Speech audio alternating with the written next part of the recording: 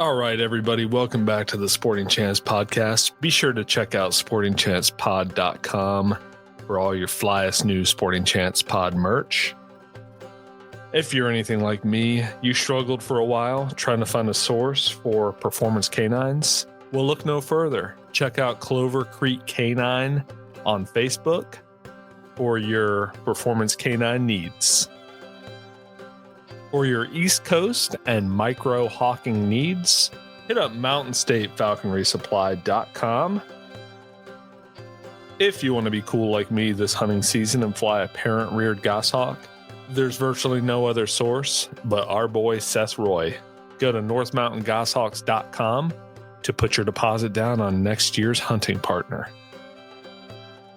And while you're at it, go ahead and put an order in with the King of Tight, Richard Moats, maker of the tightest braided equipment at midnightfalconry.com.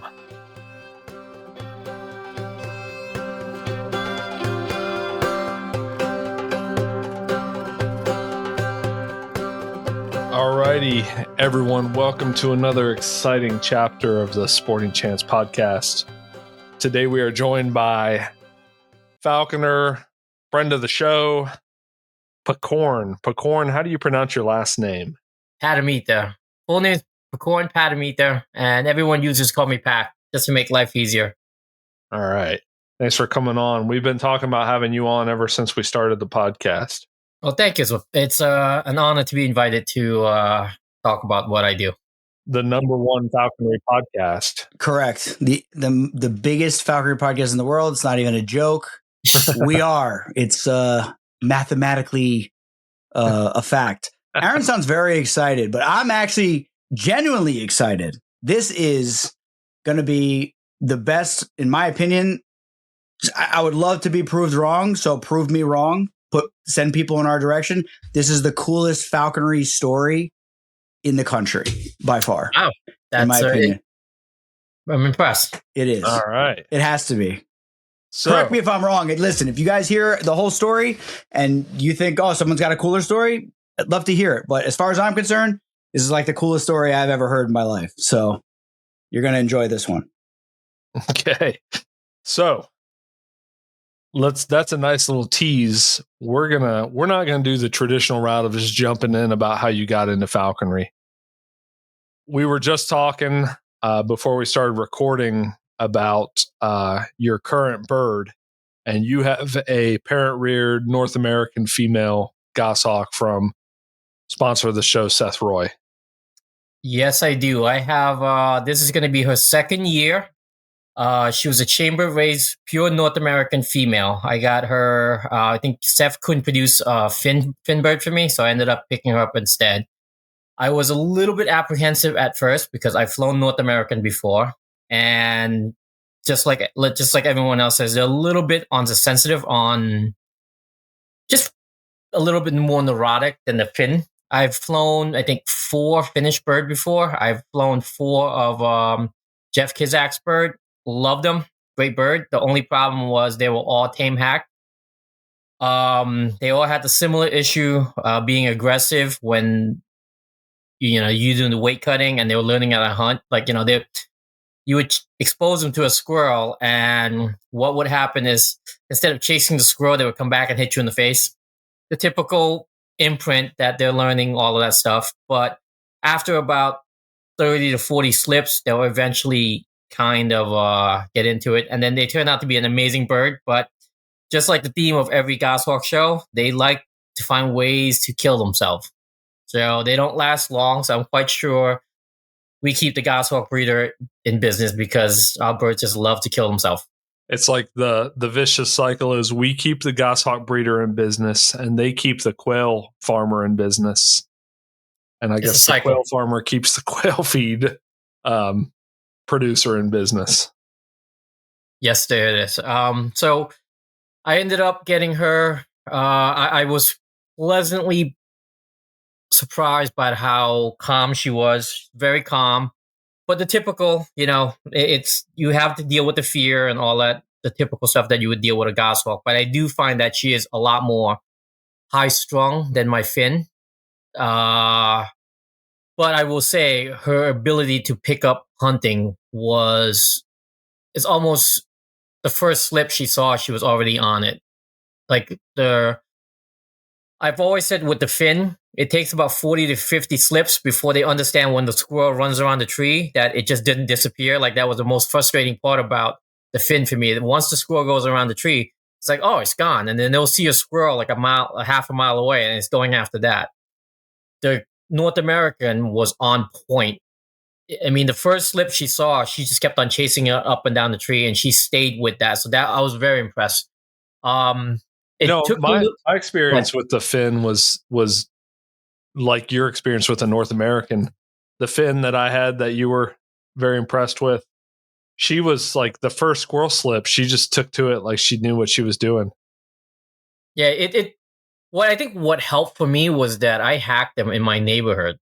Like I live in a small suburban community, 1/3 of an acre in the urban area, and I took a risk with every single one of them. I would just cut them loose, and they would stay in my neighbor's tree and just hang out there. And I just sit there and watch them chase squirrels during the daytime, and I think that tremendously helped. But I think that aggression and the mental development took a little while for them to mature and go, oh yeah, this guy stop attacking the two-legged monkeys and go after the squirrel. That was the biggest issue for me, was the aggression issue with the imprint. My arms pretty much looks like I'm a serial, someone trying to kill himself and cut my wrists all day, but my arm was bleeding. I had multiple pictures of me, with blood, coming down off my cheeks from the goshawk. But once they hunt, there was no issue. And just to add on to from listening to you guys, I also have a Harris hawk. So I fly both. I didn't realize you have a Harris hawk. Yes, I did. I had it. I got a bird from Tom Cullen under Casey's advice because my daughter wanted to get into falconry. So my wife to automatically says, "Go get a bird." I was like, "Oh, I'm not going to fight with you on that one," because I was going to get her a red tail and get her to play with. And my wife's like, and she's seen me blade with red tails, going after the squirrel. So she's like, "No, get a bird that's friendly, that's tame." So we got her a male Harris hawk from Tom Cullen. And I'll tell you, that was the best decision I made. Very friendly, very tame, very good on game. It's great for kids because they actually bond with them. So there's no aggression issue. So just to one of the things, I know you guys, the ongoing fight for you guys is always Harris hawks beat red tail. And I compare this to like a car. Regardless of whatever you do, you get A to B. Whether you drive a Ferrari or Corolla, it doesn't matter. You have to have the right tool for the task. It's like me telling you, hey, a Glock 19, it's going to solve all your problems. Yeah, 99.9% it will solve all your problem until you need to reach out and touch somebody. Not going to work. It's that same concept. So for me, I enjoy the Harris hawk, but I definitely wouldn't be flying a goshawk when I'm getting old. I don't have time for that. I'm not going to lose my mind on that. But right now, I enjoy it. I can't. I'm very much addicted to it. I'm tempted to be like Casey and built another mule and have a couple more goshawk. But then, I probably get a divorce out of it though. I'm not doing that. Yeah, Casey's divorce is coming soon. No, it's not. It's not. I have a plan. Everybody's judging me online. I have I have 4 goshawks to fly this year, but I have a plan. I'm going to do it in stages. I'm going to fly one bird at a time for a few months each, or a month, and then rotate the next one in, and then just keep doing it that way and call it a season. Have some fun. Or you could just hunt one day and let it feed up 2 days, and 2 days, and then switch another bird to another day. I did that last year, and the albatus, the big clumsy Helga, I would have the North American on standby for Tuesday, and I would fly Helga on Monday. Helga would miss 17 slips right out in the open. So then I had to, I got a flyer on Tuesday. So then I had 2 birds to fly on Tuesday, and then she'd catch right at dark and no time to fly the North American. So I have to go home, feed the North American. It was a vicious cycle. So I'm just going to focus on one bird at a time and maybe have one like floating like in the bullpen for the weekends to fly to, because I'll have all day. I do have a plan though, and the new bird from up north, the wild taken bird. I don't know that that's going to. That bird it's such a spaz and it's so fearful. I don't know. I just can't see it ever calming down, but we'll see. I'm making progress with it, but it's a complete spaz. You know what I mean? I don't know. Pac, so you flew only imprints before this Yes. champ. Okay. And how many? You flew quite a few, right? Yes, I flew. Well, Bill was like my first drug dealer. He gave me because I've always wanted a gas. I mean, for those of you guys who don't remember, in 1990s you can't get a gas hawk, and in the 2000s you can't get a gas hawk for under $10,000. So I didn't have that kind of cash. So finally, I flew the bird that Phil gave to you too, the North American female. I flew her for a little while, and I was like, and we caught squirrels with her. I mean, she was crazy. She was like a boomerang. The moment she missed, she comes right back and charges right at me. But she turns out to be. It was like that. I had a great flight with her, and I gave it back to Phil, and that was just like chasing the dragon, like the first drug dealer. The first one's on the house, and next one's like, "Oh, you got to pay for it now, buddy. Got to chase that dragon." And that's exactly what ended up happening. So I finally saved enough money, and take the plunge and got a goshawk.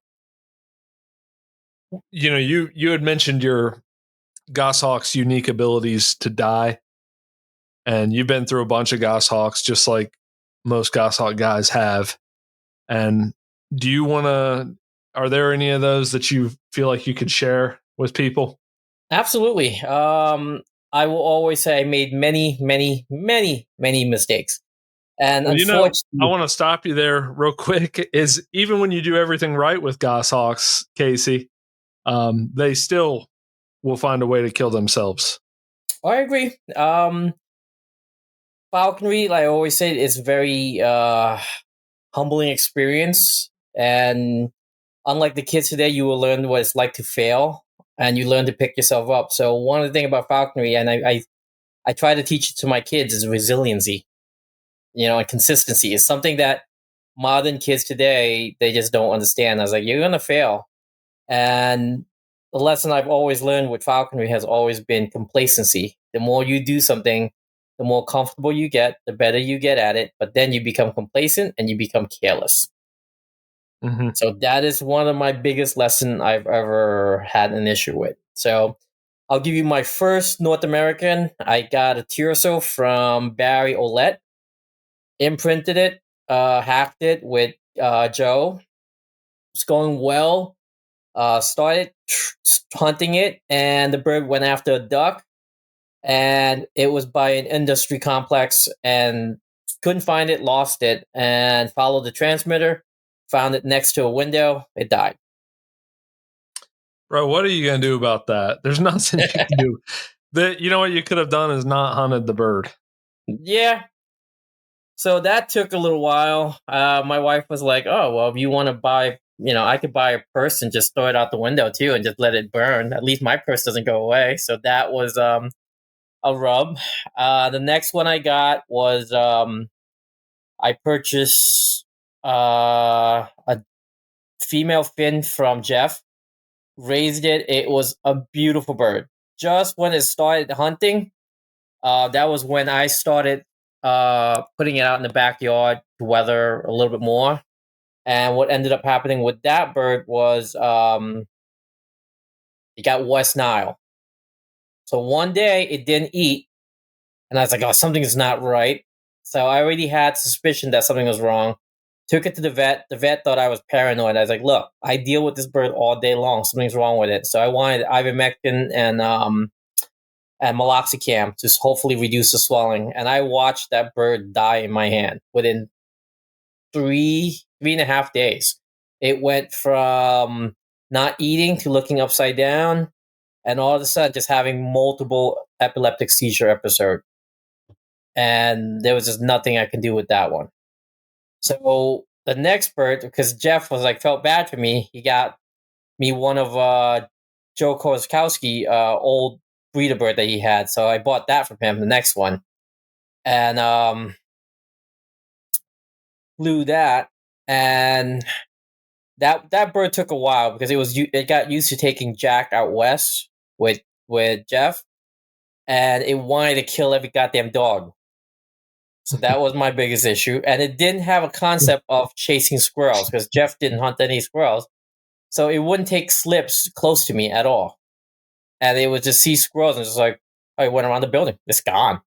And then it would see a squirrel from like, great distance away. But I did well with that bird. Eventually, once it started hunting. So I did 2 years with that bird. And then what ended up happening was one day, and this is a story of complacency. Okay.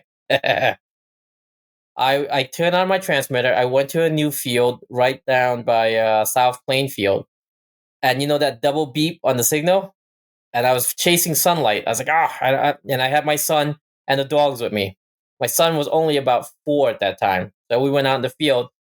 The dog went in a hole and wouldn't come out. And my son freaked out and would not leave that hole, and I can't leave him anywhere. The bird took off on another location, and that was the end of it. No signal. Kept on chasing signals forever, but there's a lot of owls and red tail there, so I figured that was what happened to it because it never saw it again.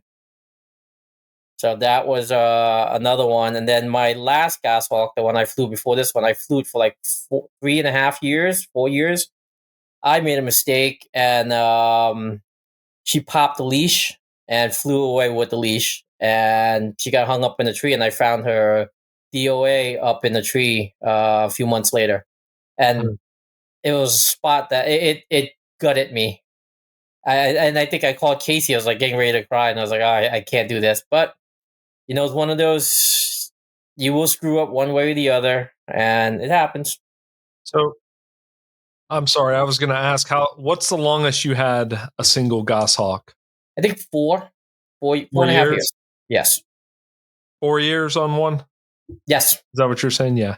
Yes, sir. So, Pac, you don't know this, but and for those of you listening out there who follow me on social media, I was hacking a Ural Mountain Beautyoides goss from Mark Moglich, and on day 7 of the hack this year, day 7 of the hack, I went to her location and she's laying there and she's just a pile of feathers and wings. So, and while it was obvious that a bird ate her, and because she didn't spend the night outside. She died midday. I put her out in the morning and she died in the afternoon. And while I was there, collecting myself, sitting on the ground, there's a red tail territorial screaming in the distance. And so that night I stuck her in a cage trap, her body in a cage trap, to try and get whatever it was to come back to finish feeding on her. And something triggered the trap. It was probably like a raccoon or a possum was nosing around the trap that night and triggered it, and the trap closed. But when I went back to get her, there was a red tail territory screaming again while I was over there. I really think it was a red tail that did it, but Casey had a good point. So much of her was gone, I'm wondering if it was a freaking bald eagle. You don't know. I mean, every time you hack a bird, you take a shot. And Aaron is talking to me, and now he's like, what do you think? I'm like, just do it, dude. Just do it. What are the odds? It's a 1,300 gram, giant Ural Mountain Beautyoid female. Like, nothing's going to happen to that bird. It's the middle of summer. Nothing's going to mess with it. Literally 7 days later, he sends me the picture, and I literally was going to throw up. I felt sick to my stomach. It's just, how could that happen? I personally, and Phil was the one, me and Phil talked about it, because you told me that both breasts were completely eaten out and the whole head was gone. Wow. Yeah. So I can't see a red tail sitting there eating that much in one sitting. I just cannot. I think it was an eagle, personally. I personally think it was an eagle. I would think so too. We don't have a whole lot of eagles around here. We have some bald eagles around, but I don't know.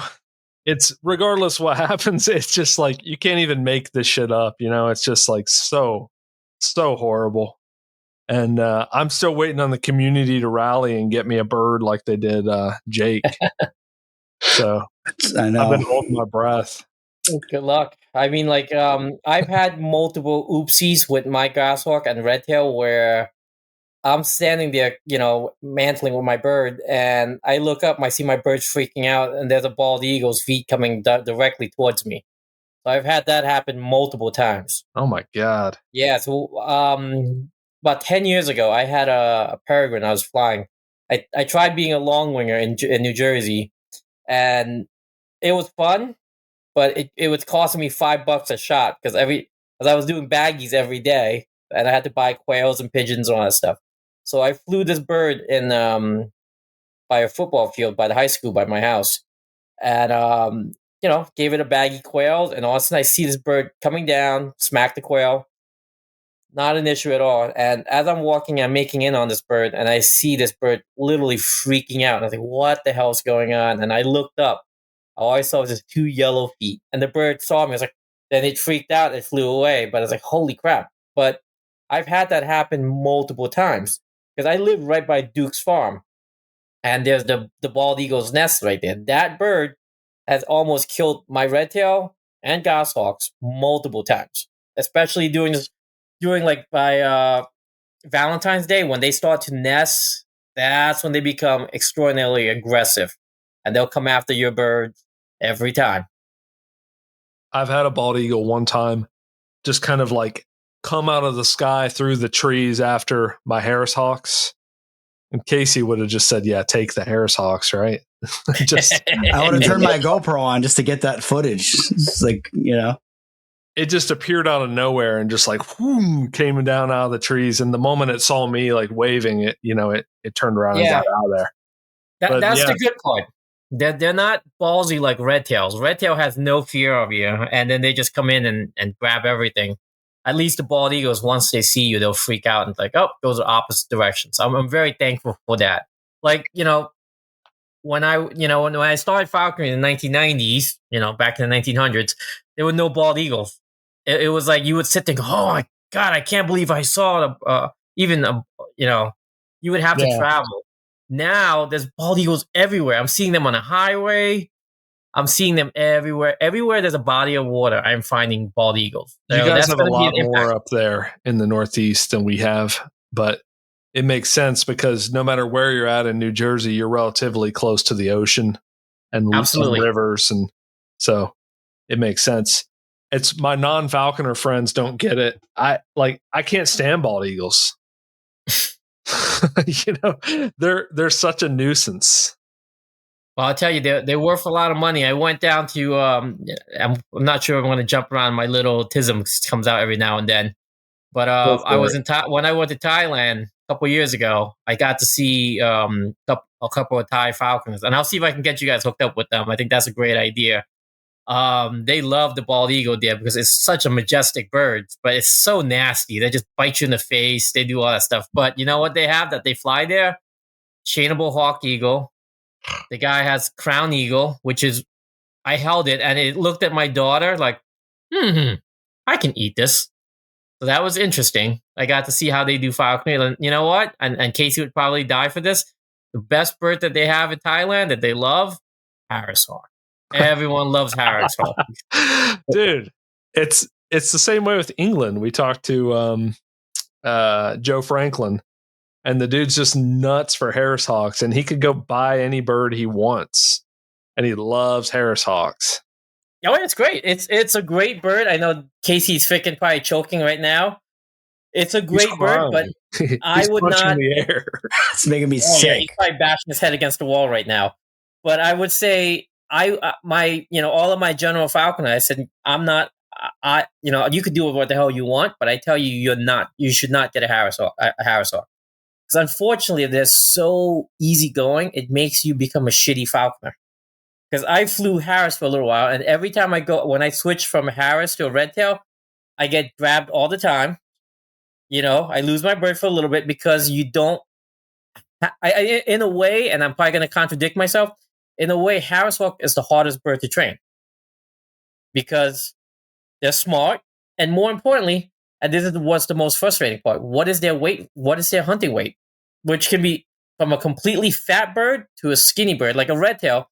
If they're not on point, you got nothing. It's not even going to come to. It's not going to fly. You'll know it right away because they want nothing to do with you. Your Harris Hawk can be right off the moat. Yeah, let's go catch a rabbit, buddy. But he'll just. You can't read that weight because you can't judge it because he's like, he'll come to you at any days. So you just have to sit there and he'll just do a half-ass chase and you're like, oh, okay. And you just got to keep on winding it down. That to me is the hardest part about training a Harris Hawk. I mean, Goshawk, you'll know. Was the Harris you got already like manned and trained to some degree, or was it a fresh chamber bird? Fresh chamber bird. I did have a couple of hand-me-down when I first started falconry when, Harris Hawk was the coolest bird. I had a couple of birds from upstate New York because I think typical upstate New York. I forgot the name. I'm not going to butcher the name. Rodriguez? Everyone has a bird. Louis Rodriguez, doesn't he breed some Harris? Yeah, I've had his bird. Yeah. No, there was a guy who had Alzheimer and he couldn't take care of his bird. This is when you still have AOL.com. And I was so dumb at that stage that I didn't know that if you had an email, if you turn off your computer, you could still get an email. Still at that stage. So that was the first time I used an email to get a bird. And I got this bird that was a little bit injured, like with a broken helix talons, but it grew back. I put nail polish on it, and it wasn't hunted for a year or two. And all I did was I practiced hunting street rat in Jersey City. All right, I want to talk more about that, but before we get off the subject of goshawks, because we're just veering away very slowly. The tism comes out. I'm sorry. No. I want to hear more about that because me and Casey talked about that in Washington, D.C., going out with a Harris Hawk at night ratting. I did a lot of that. Okay, I can't wait to hear more about that. So you talked about your imprint goshawks that you lost in all kinds of crazy ways, just like they have a tendency to do. Casey, of course, has lost goshawks. We could just we could create a freaking book 2 feet thick of how goshawks have killed themselves in unique ways.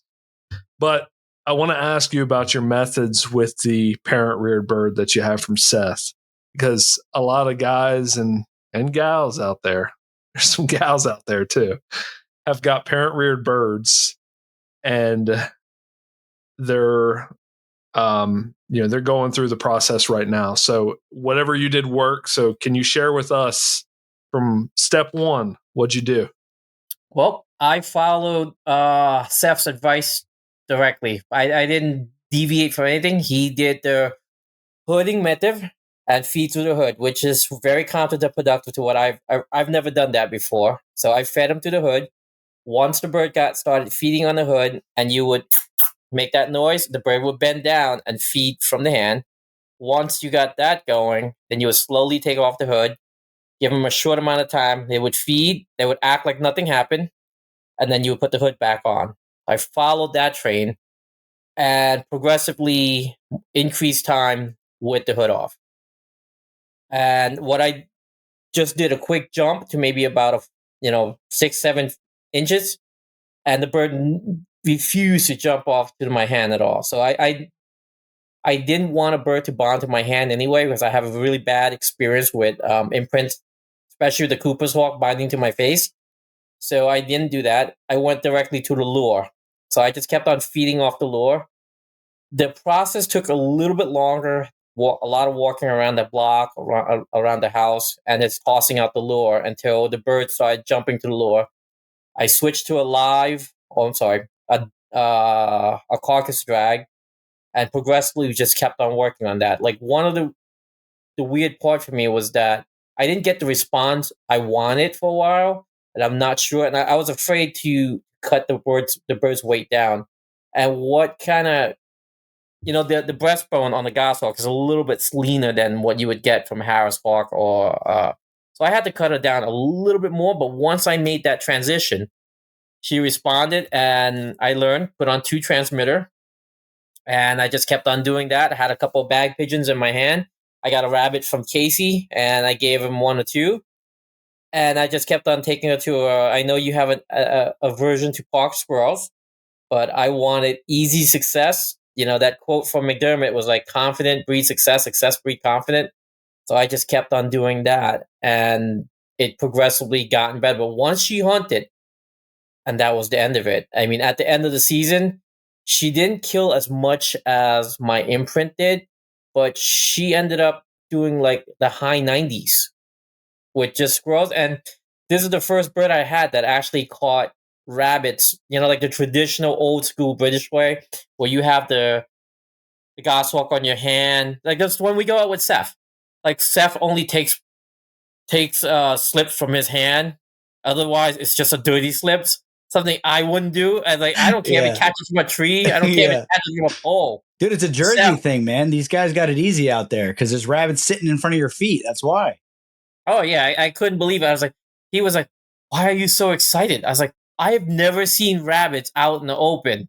Like, you know, I would only see my goshawk was sit in a tree and catch the rabbit, and I would probably get maybe about 4 or 5 rabbits a year.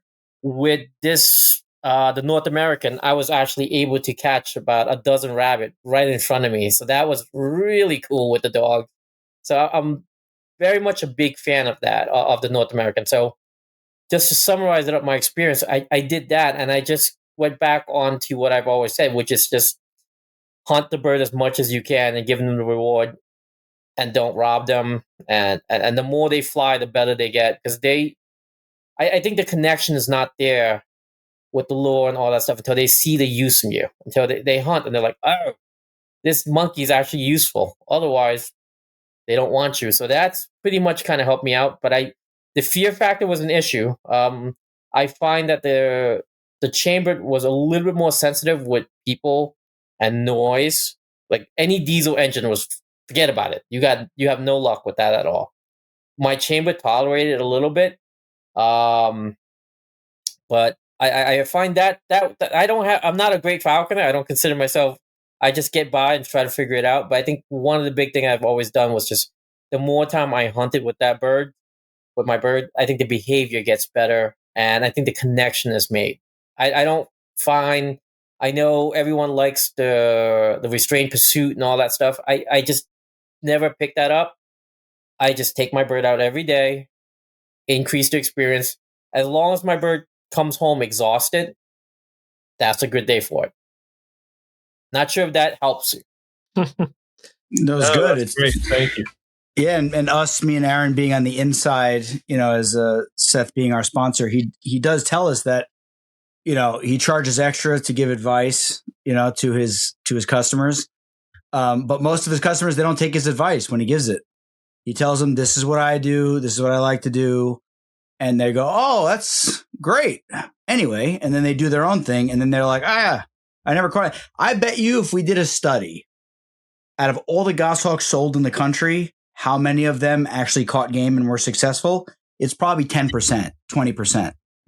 Because it's very difficult to get a goshawk started, and takes, as we all three of us know, and a lot of the listeners know, like it takes a lot of effort to get a bird from purchasing it to catching game and being reliable. It takes so many hours in the field, chasing game, you know, just nonstop, not chasing game, checking off game, taking off on you. It takes so much effort that a lot of people just can't do it. And that's what that's why I think it's cool. Cause it's, you know, it's a lot. And even with a Harris Hawk, because a Harris Hawk does, you know, cause Phil and Paul, cause they listen to us too, right? You know, my sponsors, and they go like, they had a Harris Hawk and they're like, you know, we kind of had to do the same thing with the Harris Hawk. You still got to make a Harris Hawk. It's not like it just comes from the factory preset catching rabbits. It's like, you still got to do everything with it. You know, what I was getting at earlier when I asked Pac about what the current Harris he has, was it trained, was, and I didn't know you had other Harris Hawks before that, is, dude, they are so wild when you pull them out of the chamber. Harris Hawks are so difficult to man. They're so pissy and they're so wild. That's been my experience with every single chamber raised Harris Hawk out of the gate. Now, of course, we all know they turn into puppy dogs eventually. But that first little stretch of manning, in my experience with them, they're probably the hardest thing there is to man. at first. No, a 20-year-old gyrfalcon that hasn't been touched. Yeah, okay. That's been in a chamber and that gets handed to you. That's the most difficult by far. What I've messed with. Well, I'll give you my counter to that. So I've flown birds from a couple of breeders. I went through a stage where I just really liked Harris Hawk for a while. Because I could call hawk them. I could, and they're great for my job. Is that when you were experiencing with your sexuality as well?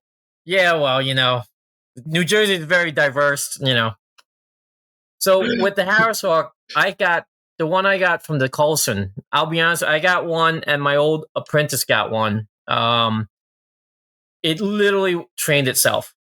It walked out of the cage like, "Hey, buddy, you can put on my justice right now," and it's like fresh out of the chamber, the calmest bird, and probably one of picked up hunting really good. I have to say, I mean, I know everyone's gonna go, "It's Harris Hawk's a Harris Hawk." It's like saying, "Hey, you can get a dachshund from a pet store versus getting a dog from either Jill or any of the established breeder out there." I will say, my limited experience between myself and Joe Kosakowski's Harris Hawk from the Coulson, night and day out of the box, like freshly walking out of the box, big birds and very calm. Like there's no such thing for you having to grab it. Like it literally almost came in trained. I hate to say it from that way. It's just walked up like, "Hey, buddy, you gonna put on the justice on me? Let's go." It might be the way they manage them down there. I think so. I've never had a bird walk out of the crate fresh. Just walks out and like, "Hey, buddy." Yeah, you wouldn't believe that it was not trained. Do you think it's genetic? Because the Coulsons they put a lot of effort into genetics. I'm not saying any of the other breeders don't, but they don't. They take every free Harris Hawk they can get their hands on and breed it. But the Coulsons are big on like the genetics and what they choose, and they only breed certain birds. Do you think that has something to do with it? Like, I think it does, because it does with dogs, and it's almost like domestication, to say the least. If you're legitimately careful about your breeding, I think it has a lot to do with it. Like I said, every Coulson's bird I've worked with, and I've seen, people that I know, they're amazingly tame. They are pretty gamey, and she follows it up. I mean, if you look, and they're both scientists, so they kind of understand the genetic makeup and the process of natural selection, or in this case, artificial selection. But I think it has something to do with it, because I do see the difference. Pac, you're kind of a scientist yourself, and we're not going to go down that road, but you do a lot of tests on different chemicals that possibly explode and that get people high, and you do different things, disassembling dangerous equipment. Well, so what is this is my question, and me and Aaron, we talk about it. We both have kind of the same theory, but I want to know what your opinion is, having flown a North American versus a Finnish bird. Why do you think that the Finnish birds are calmer because of something other than just that it's the subspecies of being a Finnish bird? Or do you think it's because of thousands of years of being used in falconry has somehow done something to it? I doubt that. Well, once again, this is just a hypothesis. It's not. It's just an idea. I don't think human factor has that much to do with it, because you need generations and generations of being bred or handled by people for that trait to carry on. I think it has to do with the fact that Europe has been settled by man for quite some time. If you look at the old forest, there is no old forest. It's been managed, it's been settled by people for a long period of time. Also, I think a lot of it has to do with the fact that, and I'm not like the northern part of like the Finn bird, the Russian bird, if you notice, they're a lot calmer. Like your old white bird was the only bird I've ever dealt with that did not care about diesel truck. There would be a bus sitting there, and the thing sat there like a red tail. I was like, what the hell? Like every goshawk I ever worked with is definitely afraid of machinery. But I think it has to do with the further up north you go, I think they deal with less people, and they're larger. They tend to be a little calmer. Like when I was looking at goshawk years ago, there's like the Yukon goshawk was like the best of the best because they're bigger, because they're larger from the northern to keep themselves warm, and they're calmer because they're less exposed to people. They have no fear. I'm quite sure that has a little bit more to do than manipulation from falconers. If that's, I think that would be more genetic rather than manipulation from people.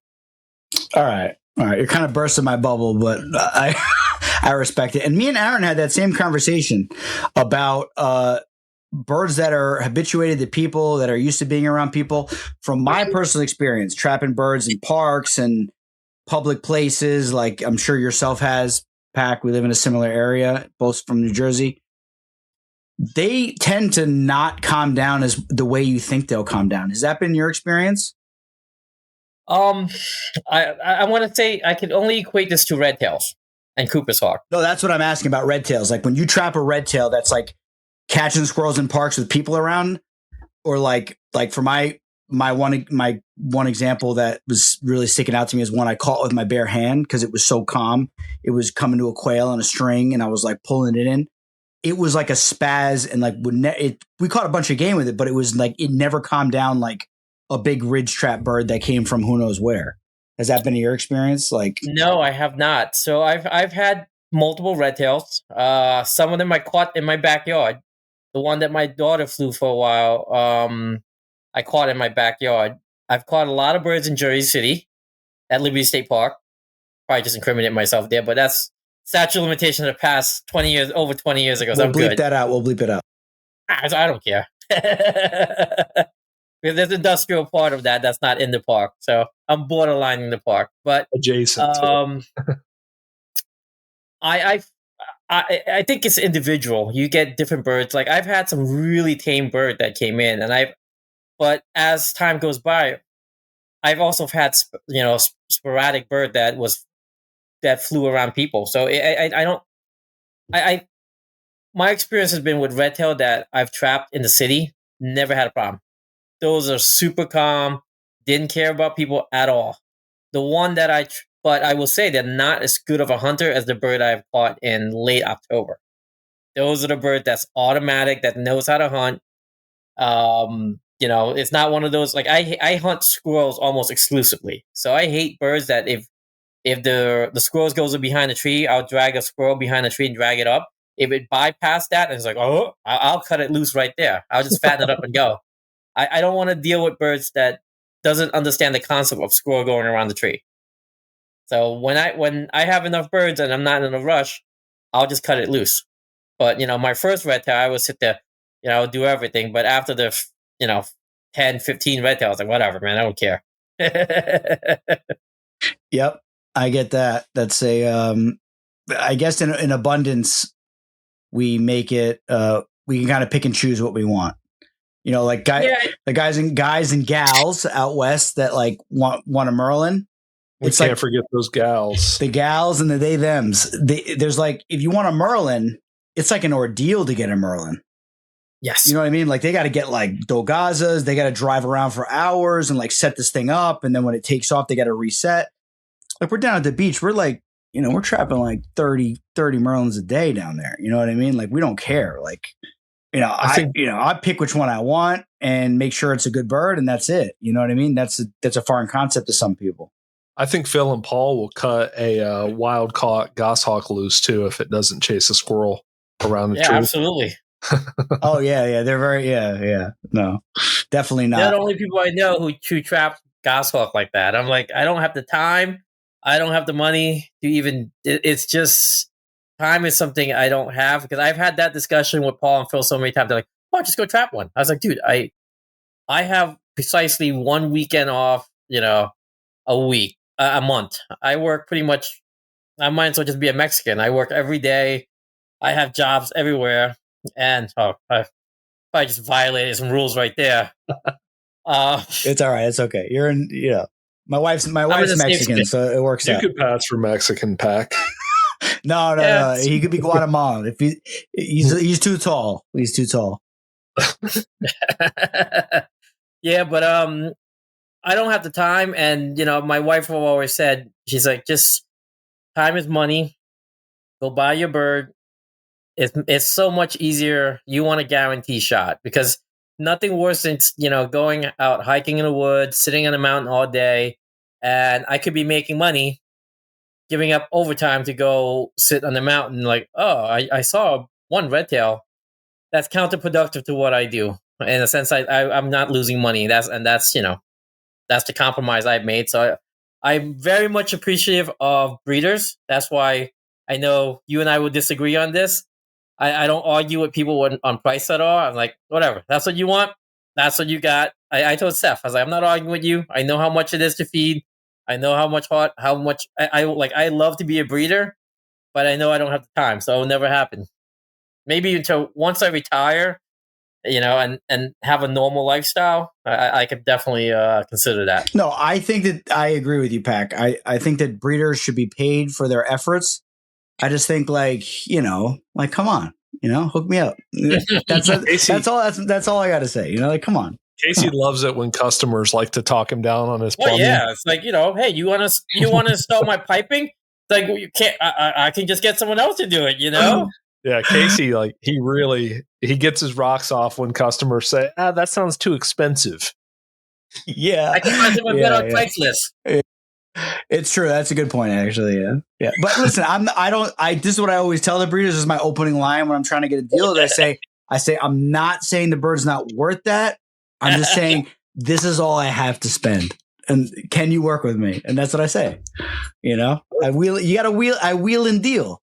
He's a Jersey guy, He's a wheel and deal. Hey, take it. Hey, come on. I give you a meatball sub. You give me a goshawk. Yeah, just start trying to put like $500 in their hand, like make them take it. Like, come on, hey, bring it, cash. There you go. Right.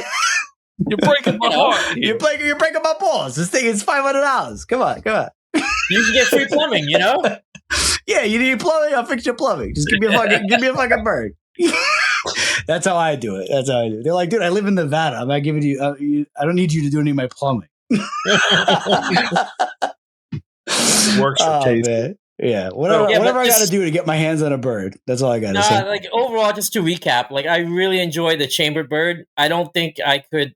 And I spoke to my wife about this, and she's actually liking this bird, which is she's still noisy at times, but it's not as bad as my imprint. Like I can't handle that screaming part. I know you live in the boondock. I live in a 1/3 of an acre, so in a very suburban neighborhood. And my neighbors I feel bad for them. So does it hate you like mine hate me? I prefer not to be hated. I've had Fish and Game called on me quite a few times already. Yeah. So, all right. Well, thank you for sharing your experience with goshawks. I want to get into the story. Well, I'm going to let Casey ask it because Casey's so passionate about it. Tell us about how you got into falconry. Okay. So I grew up in Thailand, and I've always been obsessed with wildlife. Started off with collecting lizards, snakes, stuff that you catch in the jungle by my house. Went to a zoo, went to a wildlife market called Jack to Jack. If you're into wildlife, that is the famous place where you could buy tigers, monkeys, lions, bears, Komodo dragon, you name it, it's there. I saw what they would consider to be red-shouldered kite. Begged my grandmother to buy it, so we bought it. Had no idea what the hell I'm doing. Kept it in a bird cage, fed it pork belly. What was your age? How old? Probably 6, 7. So it's disposable wildlife. That's how it was back then. And it died. So my mom got me another one, so I started feeding it chicken and all that stuff. And it stayed alive for a while until one day it flew away. So read some books. I had an encyclopedia in English, and it actually showed a peregrine falcon with a green hood. I was like, oh my God, this is what I wanted to do. That carried on my obsession, and then I immigrated to the US, and that kind of settled. But then there was something called PBS, Channel 13 Nature Channel on Sunday. There was a thing about raptor, and there was this, at the end of the video, they always poo-poo, all the bird watcher hate falconers. Towards the end, they talked about falconry, and there was a dude who blew a whistle, and a red tail came to him. and that was the end of it. And I became obsessed. I wanted to do falconry, and one thing led to another. I hated my dad, hated my family. Well, my stepmother, I hated my stepmother. So, and since I know Aaron, you're an educator, you appreciate this. I ran away from home at the age of I think I was going into 8th grade. I lived on the street and didn't come to school. Sounds like a lot of work for me. Yeah, well, you know what? The person who ended up, I will always say, I became everything that people who inspired me the most were educator. Okay, my school teacher kept me in line, and they said, the only way this kid is obsessed with animals, let him do what he wants. He comes in, he reads his books, and he didn't bother anybody. So then they kind of helped me out, because I was a screw up throughout high school. Because I was living in the street, working as a dishwasher, doing every other job I could to do what I can do. I squatted, and I still got my falcon permit. Because back then, no one checked. I always laugh. I got my falcon permit without anyone asking me where I live. And with my dad, I did everything. So it was kind of ironic. No one cared. I got away with it. Where were you living? I was living in a shed. Behind the building or what? Mm-hmm. Was it your I had shed? another address of a friend. I used his address, but there was a shed that I lived in, and I built a little cage next to it. And I said that's where I built everything. And no one asked where my dad, where my mom. No one asked me anything. So I got a permit. So you ran away, and then you worked out some deal with somebody that you could live in their shed. Yep. Someone felt bad for me. Let me live in their shed for 2 years. So I was a deviant. I was definitely what I would consider to be one of those troubled youth. Right. But I wasn't doing anything crazy. But my high school knew I was living in the street, so I would take a shower at the school, had breakfast and lunch at the school, and then scavenge my way through, for dinner. And I lived in a sleeping bag. And that was what I did for the first year, from 8th grade to high school. I got a job as a dishwasher, and that elevated my life. I ended up being able to afford an apartment, and my high school guidance counselor got diapers off my back, and they kind of helped me a little bit and helped me get started with putting my life back together. And that was, since diapers left me alone, they kind of helped me out a little bit because I was the only kid that they were dealing with at that time who pretty much wasn't a loser. I went to school, I did everything I had to, and I ended up going to college, did everything on my own. So that was my unique growing up story. That's why, and just to give you a circle, going back to what I was, I ended up becoming a teacher for 5 years. I was a high school teacher. I was a high school science teacher for 5 years. So that's why, and I gave back. I got 2 of my students who were pretty much high school girls to go into nursing career. So that was my mentee. I mentored 2 girls and made sure they went through not being knocked up at the age of 14 and having a family in the street. So that was my good deed. And my other mentor in life was I was a troublemaker. I was a little shoplifter when I was a kid. And I had a Jersey cop smack the shit out of me, old school criminal justice, style, and that kind of turned my life around. So I always tell everybody it's a big circle, and that's why, unfortunately, when I hear people telling me this story of like, oh well, I'm oppressed and all that crap, I'm like, take that crap. It doesn't mean anything to me because you know what? If there's a will, there's a way. There's opportunity in America in a way that no one can,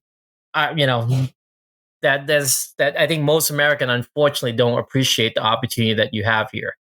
There's always resources that can help you. In other countries, you don't have that resources. In this country, you have it, and there's always someone who's willing to help you. And all you gotta do is just bust your ass. You kind of downplayed it a little bit because the way I remember the story is that you were sleeping on a bench under. Oh yeah, I did that. You did that too, right? I did. I slept everywhere. I slept in the tree. I slept in the park. I tried sleeping in the Liberty State Park, and then what ended up, I woke up covered with ticks. Oh, So that was like, no, that didn't work. So oh. I did a lot of stuff. Yeah, and so then the way I remember it is you made friends with like a bird watcher, and he was the one that offered to, yeah, you can put my address down as where you're going to keep your hawk, and he kind of helped you do that, and then you were basically going to school and then flying your bird and then sleeping in a shed at night or on wherever you could sleep. Yep, I trapped my red tail on a bicycle with a BC. I tried doing. I had that book, Falcon Returns, where they were talking about digging method. So I would carry all these old refrigerator boxes from that people would discard. I'd have a pigeon tied to my hand and would stay there and just wait. And not knowing any better, they were doing it on a migration path. And here I am in freaking Jersey City, waiting for a bird to come down. I would stay there for days. But that was back then when you had no internet, you didn't know anything, and I had nothing better to do. It's not like I was chasing girls, I was chasing birds. So that was nothing. That was the best I could do at that time.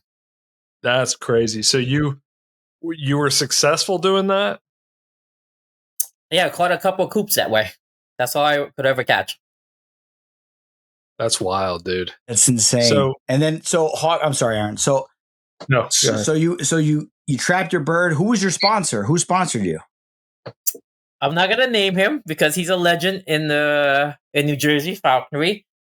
He was a sponsor, and he taught me all of the crookedness of how to acquire equipment. So I could let's just say most of my construction material were acquired through illegal means. So, anything that wasn't nailed down, I took that. Bath pans. That was how I did falconry. The bath pan. How did you get your bath pans for your birds?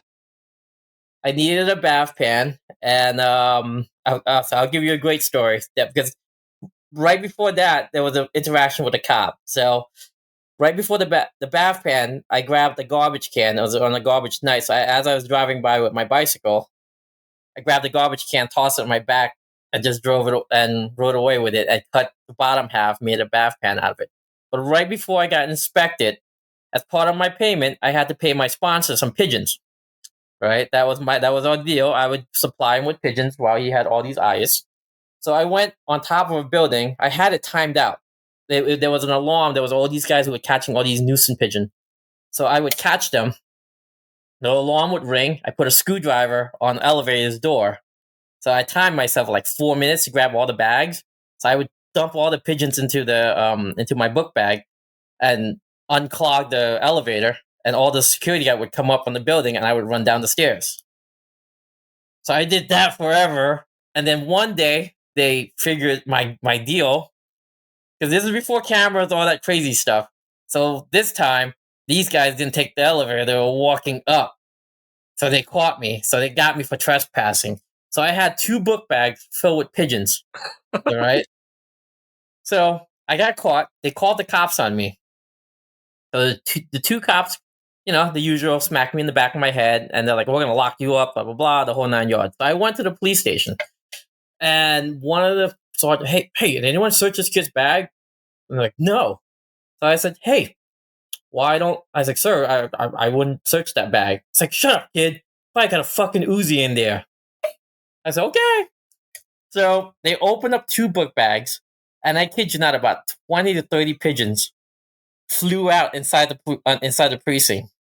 And these guys are freaking out. They're like, "Oh shit, if their sergeant comes back, he's going to flip out." So this happened at around 2 to 3 o'clock in the morning. So they're sitting there trying to figure it out. And I'm sitting there like, they're like, "We're going to fuck you up, kids."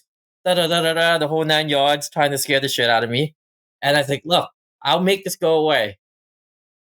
Let me go. No one was hurt. Just, let me go. And you'll never hear from me again." So that was the agreement that was made. So I respect the cops. They gave me that ability. So I turned off all the lights in the precinct, opened the windows on the top, All the pigeons flew out. I spent the next hour and a half cleaning all the pigeon shit in the police precinct, and they cut me loose.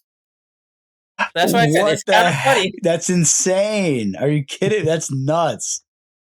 Oh my god! When I was in, oh my god! When I was in jail, they never let me out, no matter what I said. Camera. This was before all the police reports, so that's why I kind of laugh at it. That it's a circle. And, here I am looking what I do for a living, and I was like, it's a weird way. Do you think like back then the discretion was like to the point where they could make more of a connection with the community, and nowadays? I think so. I think a lot of this internet stuff.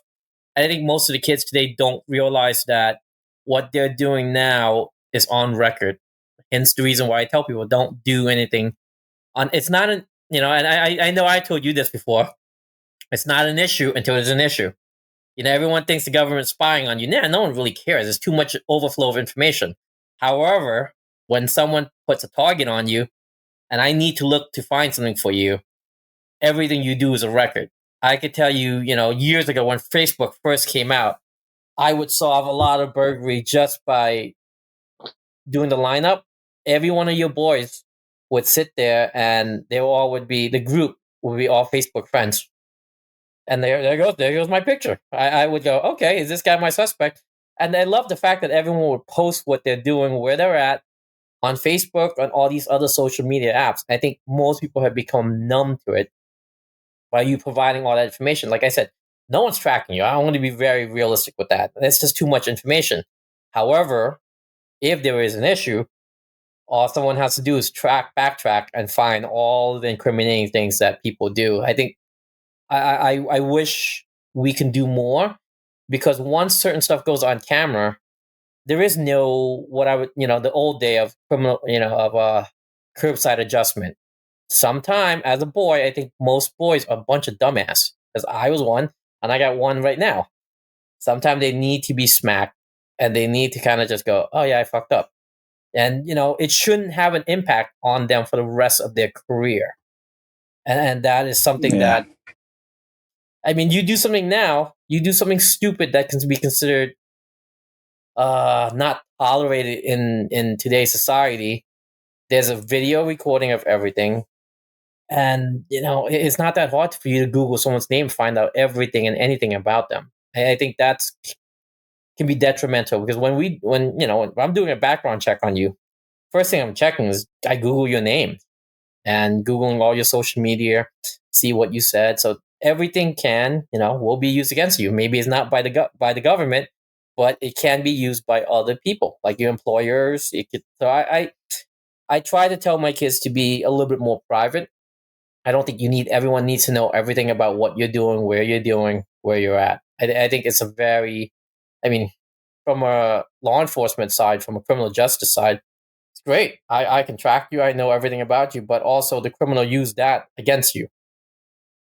Yeah. Like all these people who post their vacation pictures, the moment you do that, that's the perfect time for someone to rob you at your house. Yeah. And that's something that most people don't realize. I'm conscious of that. And you've coached me over the years with stuff I've posted or stuff I've said on this here podcast, where you're like, you kind of incriminated yourself there. And I didn't even think about that. And it's true. It's really true. But it's just like back in the day where a cop would catch you doing something and they'd be like, listen, if I catch you doing this again, you're going to be in serious trouble. Go home right now. And they would scare the crap out of you and you'd go home. Now it's like they have a body camera. So they have to do something. Like they can't not, because they'll get in trouble for not doing something. So now that kid or whatever, his life is like now potentially ruined, or a check mark on his life now, because the cop can't just take discretion and have a talk with somebody. So I see your point. I definitely see your point. And with modern records today, it doesn't go away. Be very honest with you, all the dumb shit I've done in the 90s, oh my God. I probably wouldn't be getting a job if all this stuff was on record. Right. Exactly. I've done a lot of dumb stuff. Yeah. I think we all did, except for Aaron. Aaron's a goody two shoes over here. Yeah, I never did anything bad. Ever. I believe it. So, Pac, earlier you had mentioned hunting rats with hawks. You would talk about working class game right there. That's what it's all about, is hunting rats. So tell us about that. How'd you get into that? Well, I flew a male Harris Hawk at that time. I did my entire falconry career without any, real sponsor, because he got locked up and he went to jail. So the state kind of like, there's no one who's going to sponsor me because I was a kid. So what they did was they just like, hey, you're on your own. Good luck, kid. Don't do anything stupid. So I became a general. The first thing I did was I bought a Peregrine Perry, lost it within 3 months. So I switched back to a Harris Hawk, and I flew that for probably about 5 years. And what ended up happening was it was a young bird, and what I ended up doing was I took the bird out at night because I was in college at that time, and I was in class most of the day and all that fun stuff. So I flew my bird like towards dusk and catch rats in Lincoln Park. There was a park right by Jersey City, full of rats everywhere. So I would catch brown rats at night, like close to dusk, because you would have all the lampposts that the bird can fly around, and Harris Hawk can handle that without any problem. And I would catch bags of rats every night.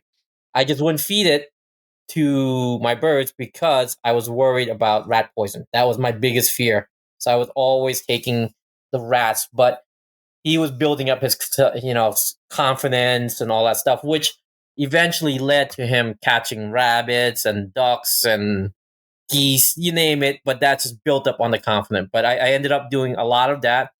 I would fly around close to dusk, and the problem with that was, he would end up catching any moving thing that was in the woods, in the soccer field, and it turns out to be skunks, baby raccoons, all those crazy stuff. And here I am, I did a lot of hawking, and at that time I had a little Civic coupe, a little silver Civic coupe, and I had my Harris who would just sit on the passenger seat, and I would toss it out, catching pigeons and starlings and everything. And then at night I would go out, catch rabbits and rats.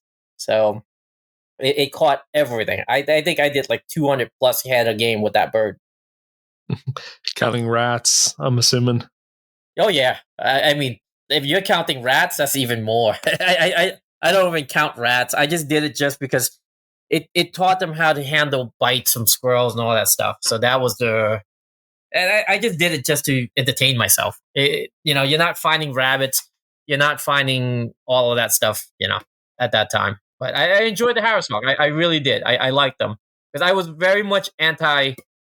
I'll be very honest. I didn't like Harris Hawk. Well, I didn't like the red tail for quite some time until I actually moved out into Bridgewater, where I am now. I'm sorry, not even Bridgewater. Like when I moved out of Jersey City, that was when I actually enjoyed red tails. So what changed that made you enjoy red tails?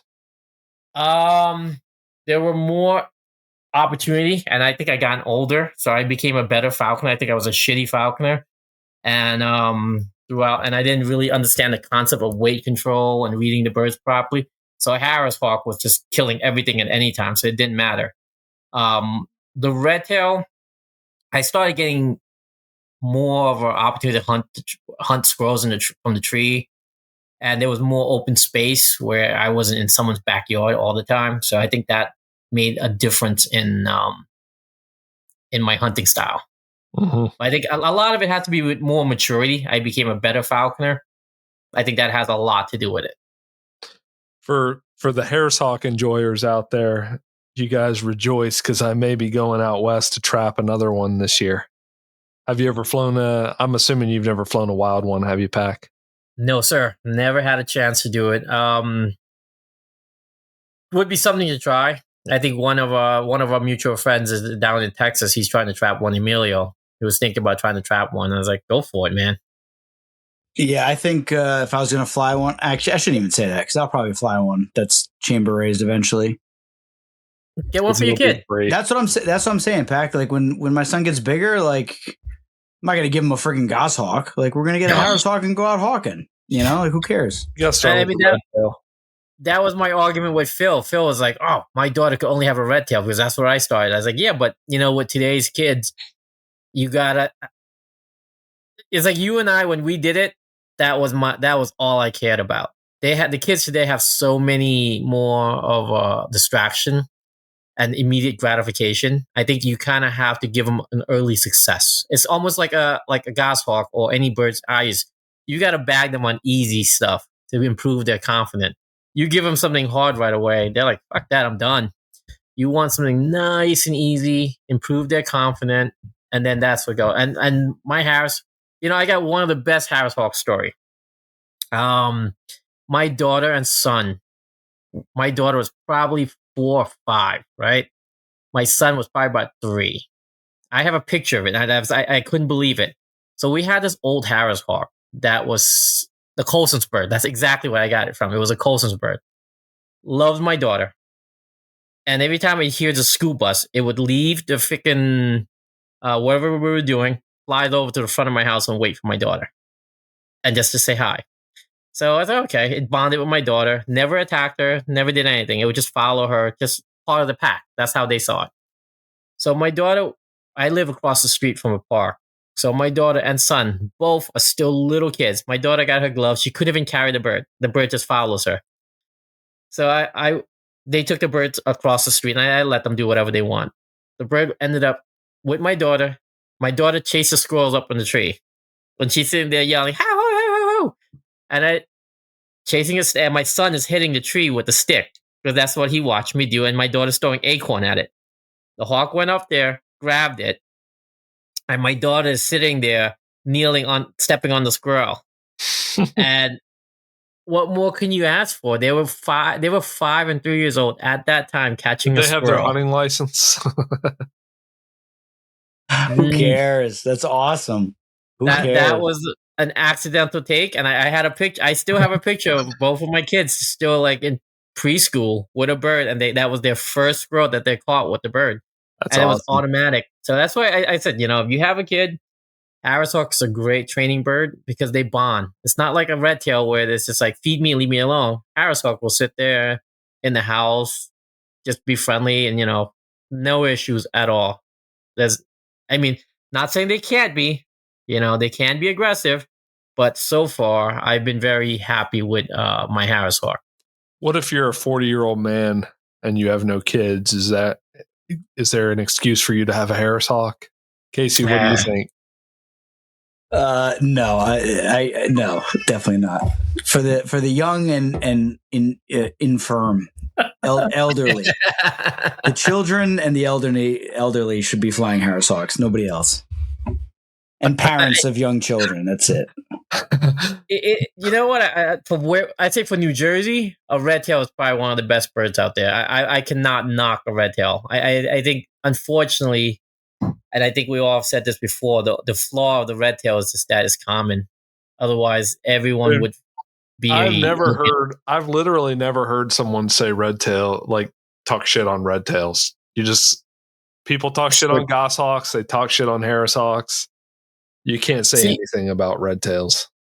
The only reason why I'm not flying a red tail right now is I love the goshawk. I grew up reading the old British falconry book, and I could never get a goshawk for many, many years. So this is my midlife crisis. Instead of finding myself a new 20-year-old and a red, Why don't you do both? Too expensive. We're in America. We're not in Thailand. I lose everything. Get you the 20-year-old and the goshawk.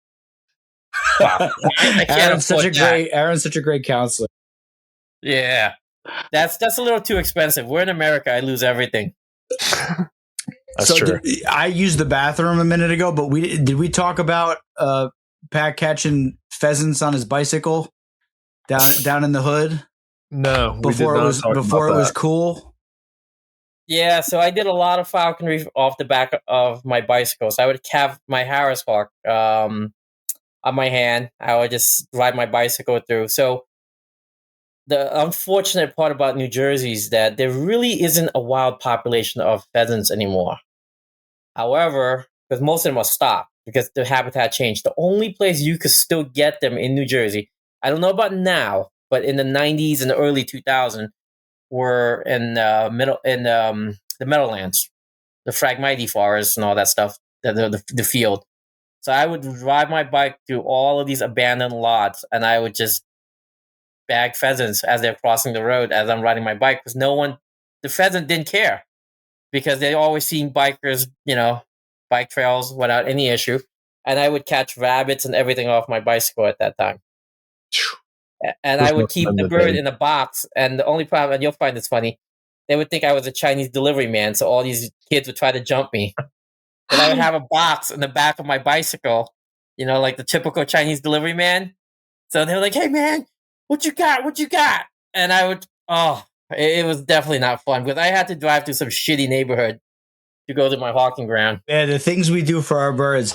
But no, I think the pheasants are still there. I was there with Eric Swanson maybe like 8 years ago, and I saw a giant, beautiful cock pheasant like standing out in the sun, like right there in the Meadowlands, right by the Phragmites. And I was like, Eric, how can we get these things? He's like, dude, it's like impossible. It's literally like as far as the eye can see, just Phragmites. And Phragmites are cattails, and they're like 12 feet tall, half an inch apart. Is it like wetlands or something there? It's just yes. It's like low. It's like there's like garbage dumps, and the Phragmites like took over the entire area, and it's just like there's bazillions of rabbits there. Like there's rabbits everywhere. There's coyotes. It's like this crazy ecosystem like right outside of like Jersey City in this like super densely populated area.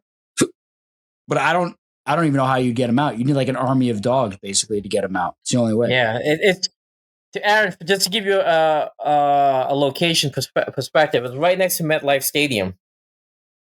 That's where all the football games, all the Super Bowl, right there, right outside of that area, is full of Phragmites, and you can't get through it. However, there's pheasants, there's ducks, there's everything in there. But you just can't get in there. That's the biggest problem.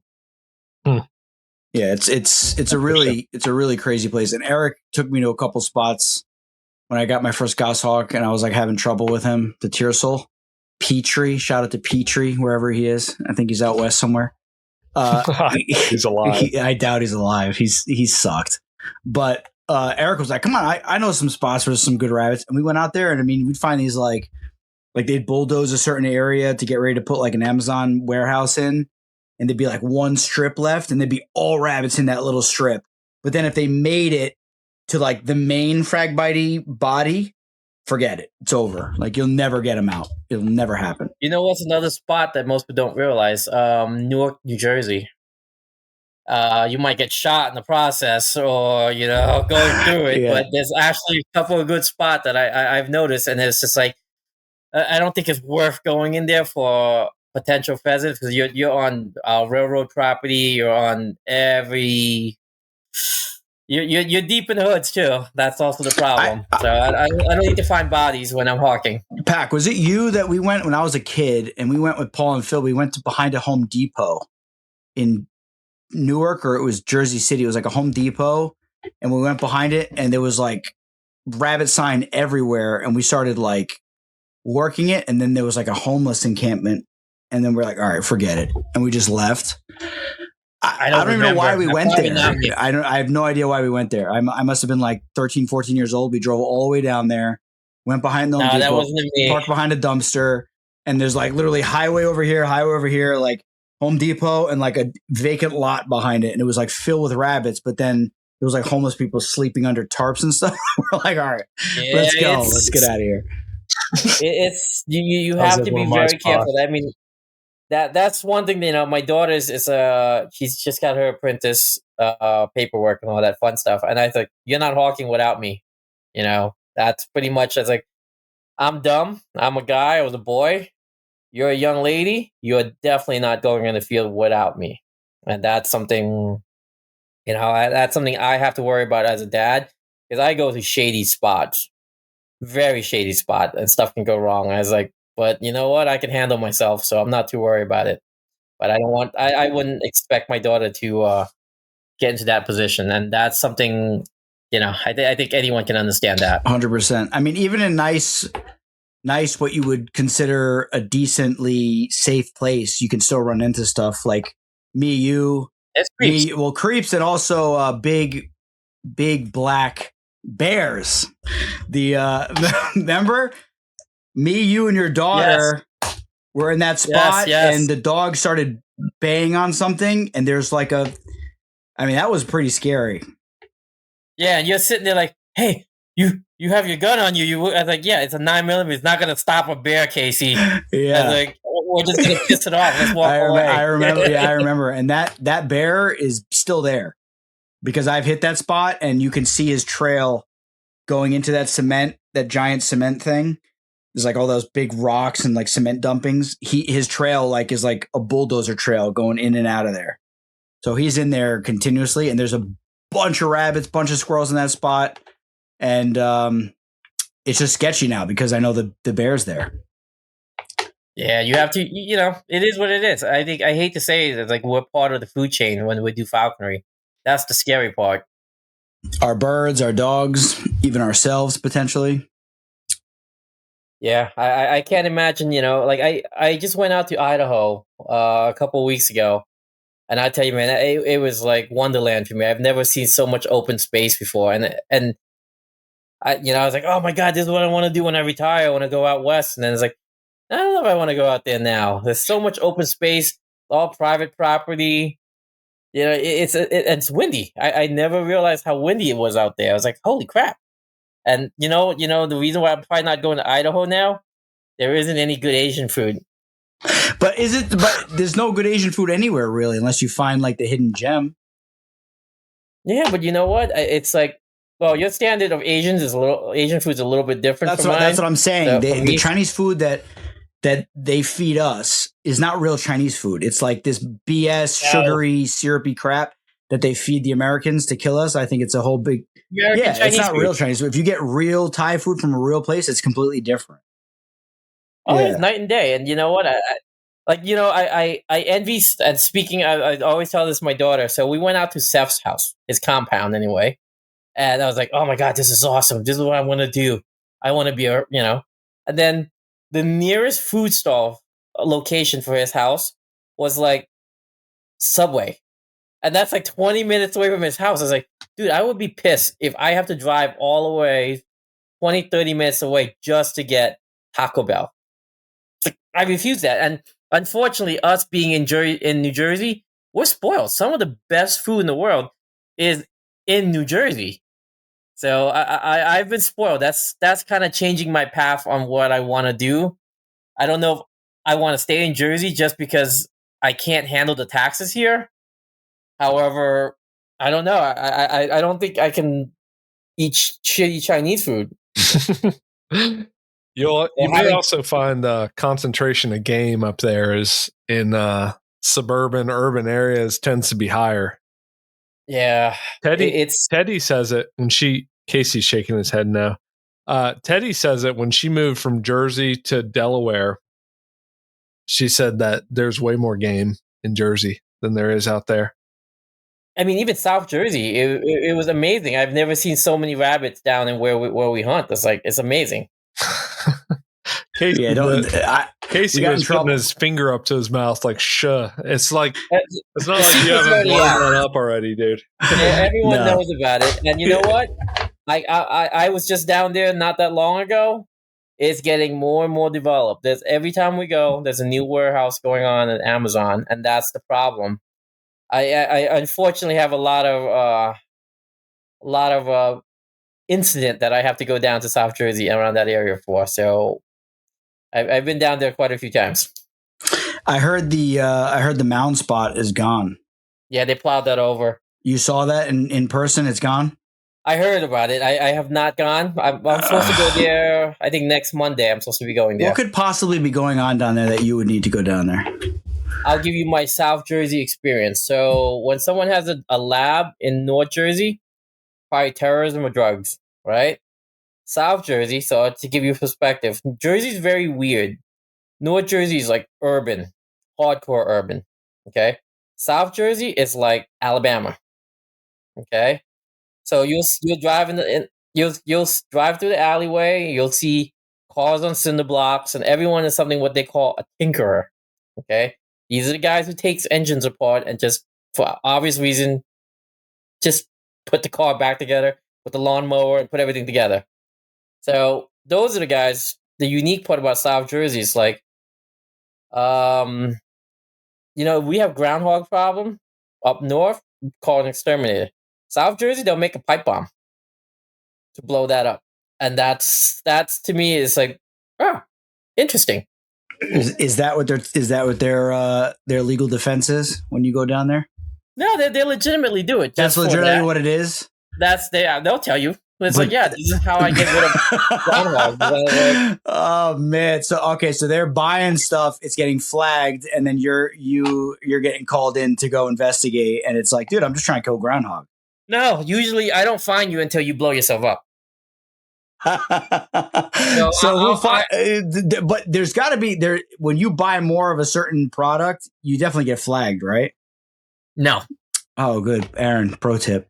Okay, so you're good. I mean, here's my little thing without getting too much off the topic. I always say that New Jersey is unique in the sense that if you look at the history of most terrorism activity in the Northeast, most of them has a pathway of some sort in New Jersey. They lived in New Jersey, they have families in New Jersey, or they practice in New Jersey. So I will always say that's very unique.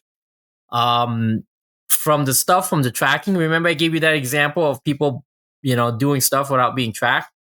You know think about it. If I was to track every one of your purchases, how many people would buy stuff? There's no way it's just so much noise.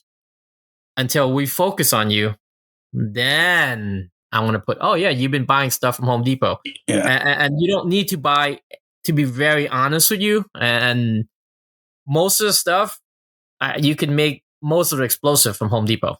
And that's what I got. Yeah, so I should probably return the pressure cooker and the fertilizer that I bought. Wow. Dude, my brother got his credit card swiped at a gas station. They stole his credit card number, and he checked his statement, and it was like 15 pressure cookers and all this other stuff from this sketchy gas station. And he called the cops, and then the cops took over from there. And yeah, 15 pressure cookers. I mean, yeah, it was really sketchy. Yeah, you don't want to be a young male buying pressure cookers. You'll definitely set off an alarm. I can tell you that from experience. If you're not an old lady buying pressure cooker, we have a problem. Yeah, you're a military aged male buying 15 pressure cookers and 17 pallets of roofing nails. You just got laid off from your job, and your wife left you, and you go on a pressure cooker shopping spree. Yeah. Pakorn, I wanted to ask you about your trip to Thailand recently. You said you hung out with some falconers there. What type of game are they hunting there? Well, so I'm gonna, don't quote me exactly. So I just went back to Thailand this summer. Last time I was there about 6 years ago. That was the last time when I actually went and met with a falconer group. There is a Thai falconry group over in Thailand. I met with one of the guy who owns. If you watch on YouTube, there's a guy named Pura. He's the guy who has the crown eagle. Yeah, I think we're talking about the same guy. He's got all the crazy exotic eagles. Yep, flies. He has like a big lake there that he flies them around. Well, there's a younger guy. It's Pura. He owns a crown eagle. He breeds them. Varix eagles, of a rose eagle, whatever you want to call them. Marshall eagles. All the various type of eagles. He owns a whole bunch of them. He breeds them, and he gets them fresh out of Africa, so he gets priority. That's his business.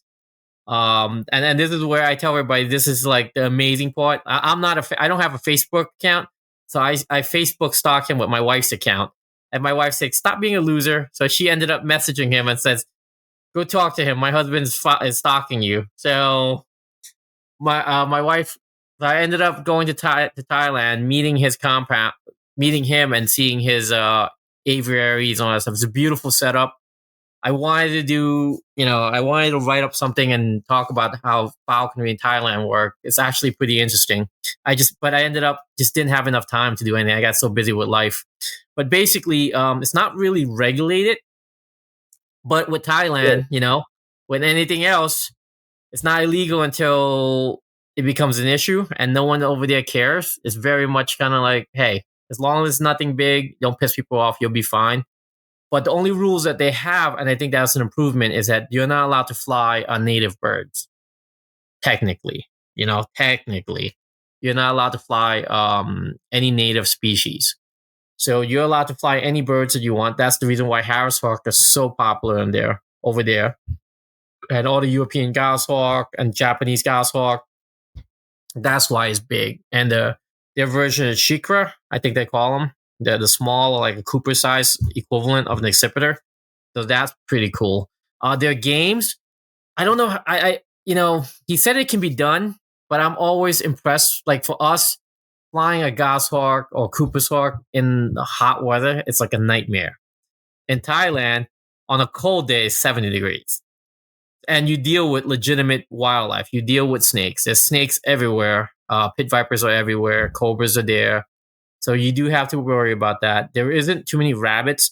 I think most of the people there tend to fly at like what I would consider to be like rails, like smaller birds, magpie, pigeons, and all that stuff like that. I don't see too many guys catching squirrels.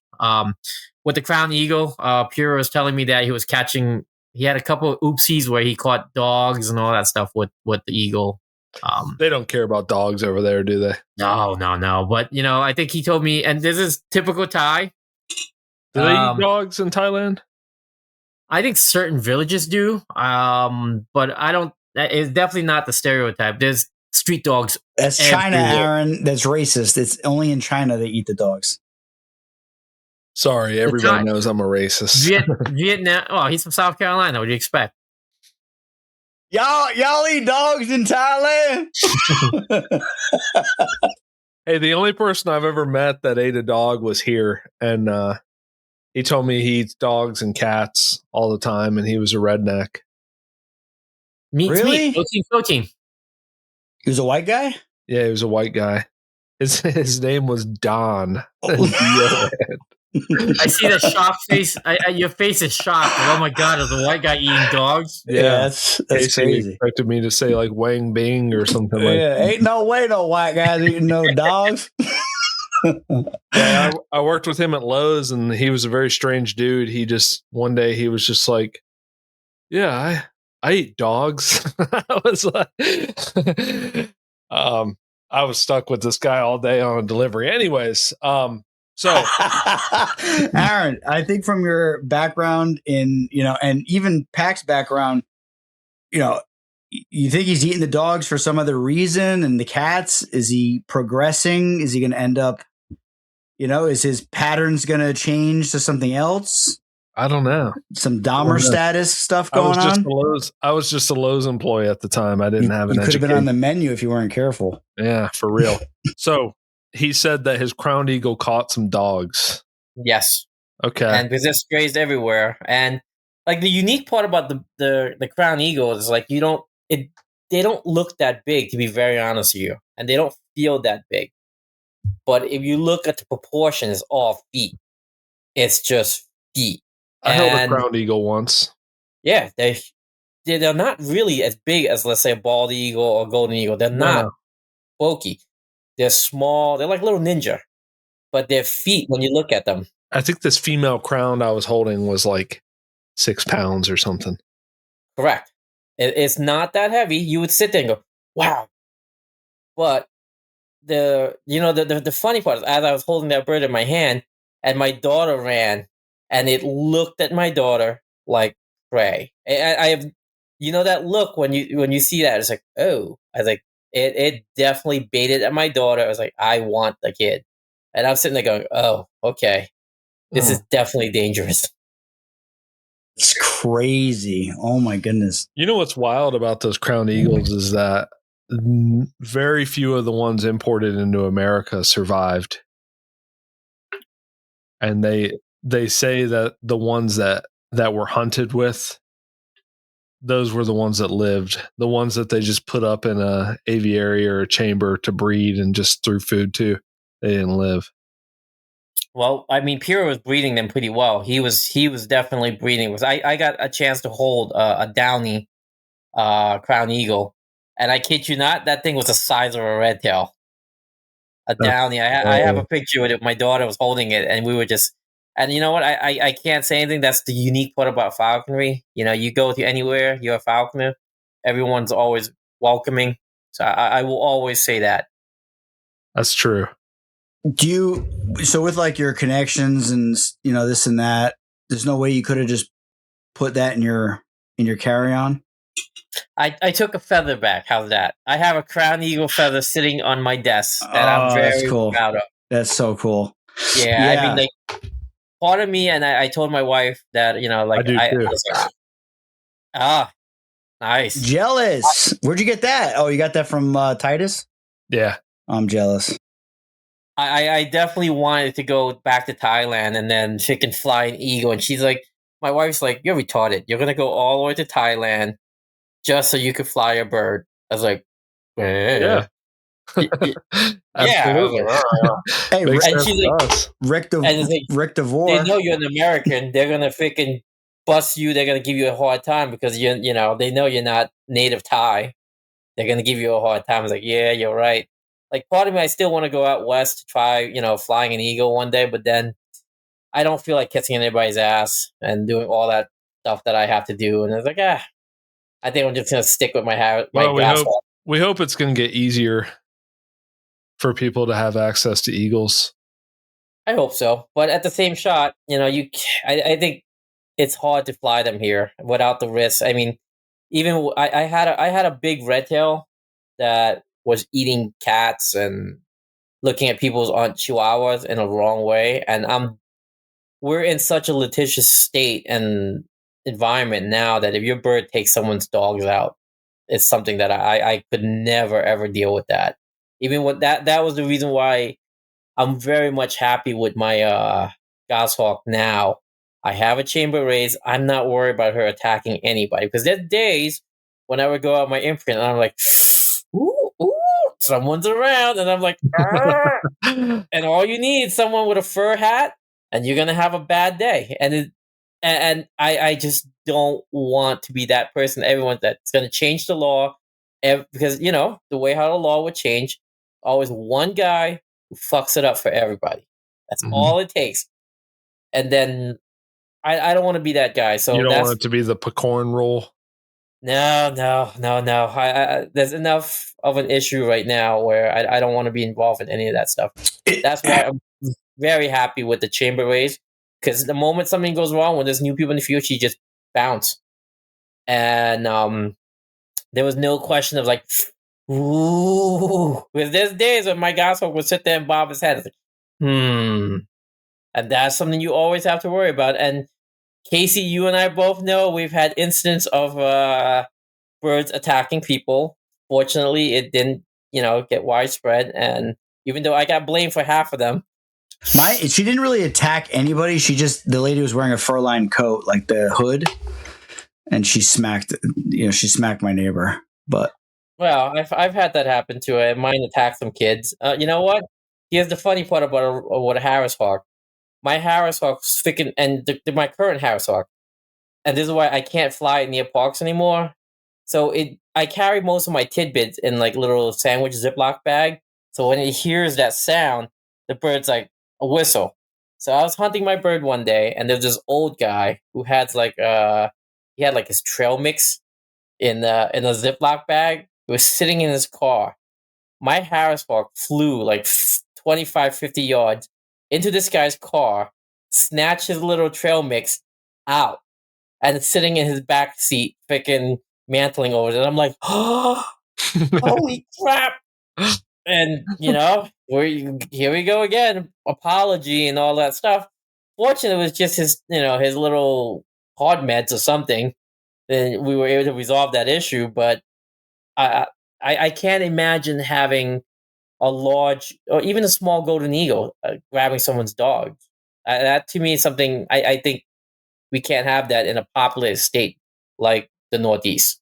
Yeah, it's definitely risky. Something, yeah, like our dogs, like our dachshunds, they're just prey for a Absolutely. golden eagle. It's just not a good situation. Yeah. I was walking one day in the springtime, and this is the weirdest incident ever. I had a kid walking a guinea pig on a leash.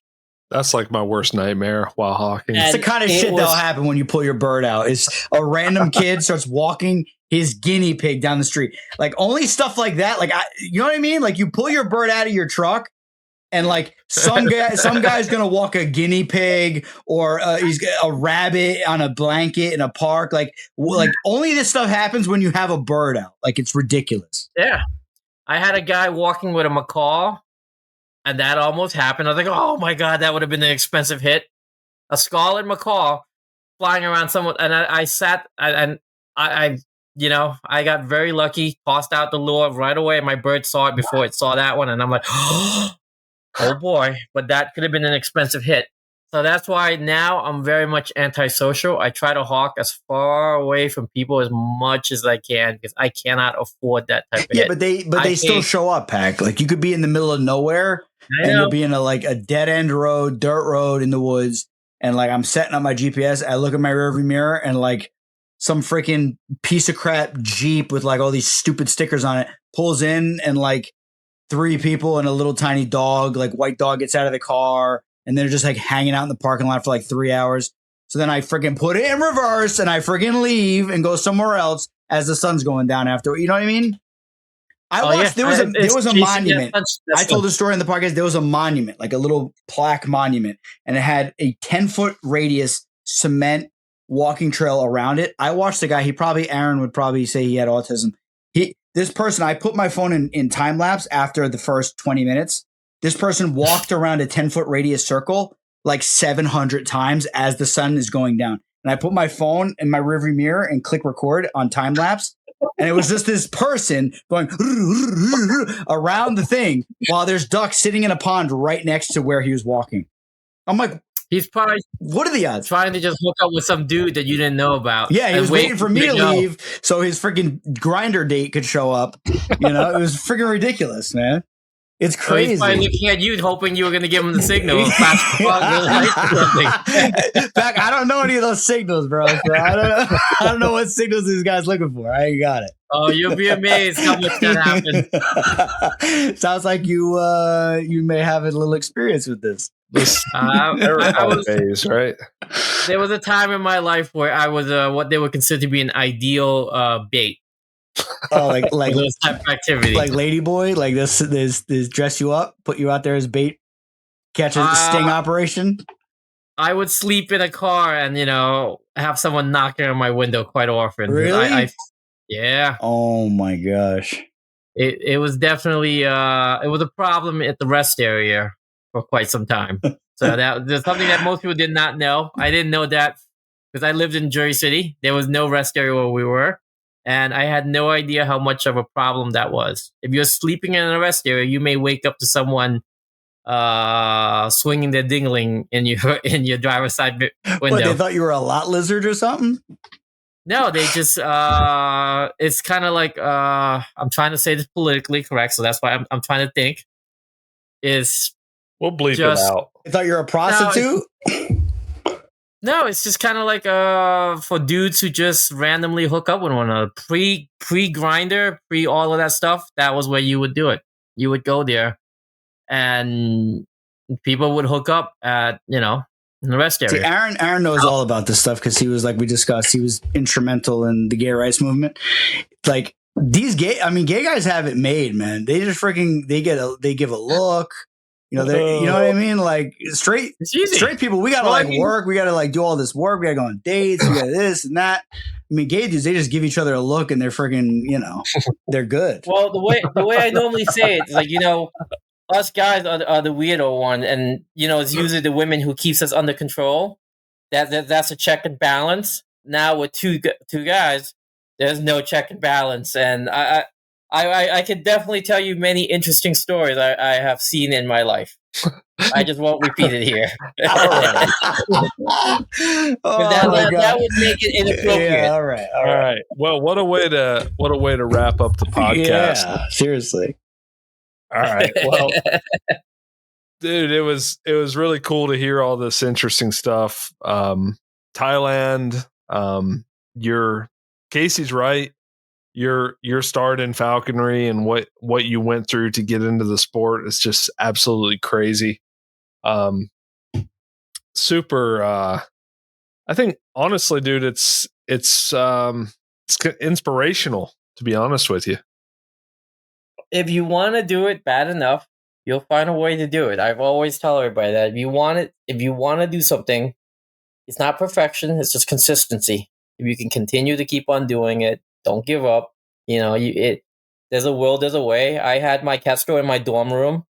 I did a lot of shady stuff that people wouldn't think I've done it. I've used, I've done everything I can to to make sure falconry is incorporated into my life. Yeah.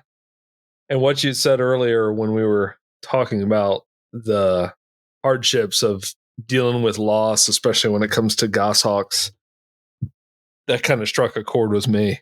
Is like, I'm doing it again next year. I'm imprinting another bird and I'm going to hack it. What's the alternative? Not do it? That's not an option. Yeah. Everyone gets their teeth knocked out, and you just got to get up and do it again. And don't get me wrong, I've quit falconry many times. My wife's like, "You freaking liar!" You're. I quit when I walked up on my bird dead, but I started back by the time I got to the truck.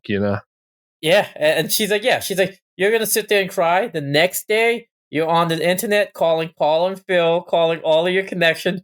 Hey, anyone got a bird? Anyone got a bird? It's a drug. But and this is my line to my wife and a lot of people I know. It's like, I don't drink, I don't gamble. I don't do all the other stupid stuff that guys would normally do. It's like, if you see me, I'm not home. It's not because I'm at a go-go bar. I'm in the woods chasing squirrels. There's no other ladies in the woods chasing squirrels. And no one sits there and go, "Ooh, look at that little guy chasing squirrels. He's so handsome." You don't get that. That's what I tell my They wife. say that exact same thing. They say, "Look at that little guy chasing That squirrels. little bald white guy chasing squirrels around. Isn't he cute?" All right, that's what I tell my wife. My wife's like, "Where were you?" I'm like, "Hunting." Okay, who was there? I'm like, babe, I'm 5 feet tall and bald. Like, nobody cares. Like, relax. You're all right. Everything's gonna be all right. It's a way for me to escape from reality and enjoy myself. And you know what? I get like 10, 20,000 steps in an hour or two. So keeps me in shape, and I can't complain. I mean, I definitely see myself doing this for the rest of my life as long as I'm still healthy. I might have to convert to Harris Hawks, when I'm semi cripple. But hey, We'll pray. We'll knock on wood that never has to happen to you. And I hope not. You can keep flying goshawks for the rest of your life.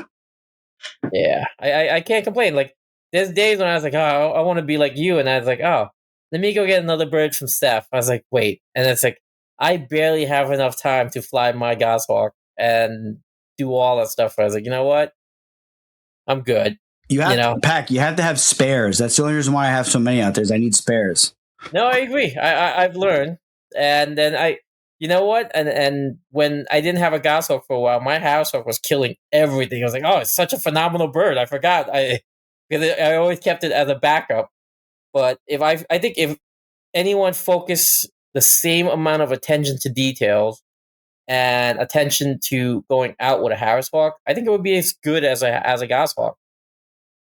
I mean, obviously, like, the reason why I like goshawk so much right now is just that what pisses me off and drives me absolutely crazy, I think you guys can understand, when you see a red tail miss a squirrel slip and it sits on the floor for that 15, 20 seconds to recollect itself and then goes back up in the tree.